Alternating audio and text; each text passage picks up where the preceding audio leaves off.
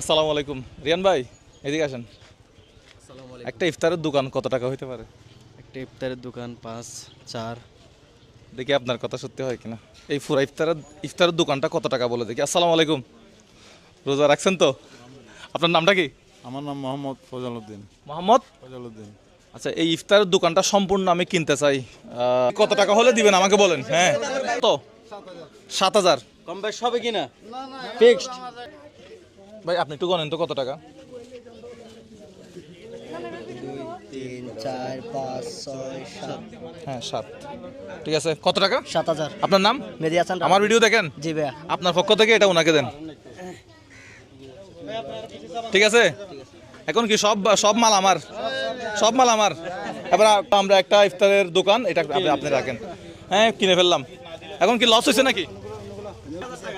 এই দুইটা বেগুনের জন্য ভালো বেগুন দেখাইছেন আমাকে, এই জন্য আপনাকে 1,000 টাকা ধরেন।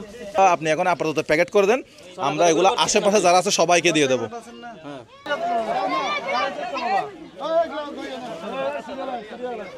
এই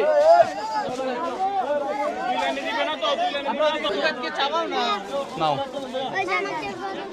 জি, আসসালামু আলাইকুম। ঠিক আছে, ভালো থাকেন। আসসালামু আলাইকুম। আমাদের ভিডিওগুলো ভালো লাগলে শেয়ার করবেন। আসসালামু আলাইকুম।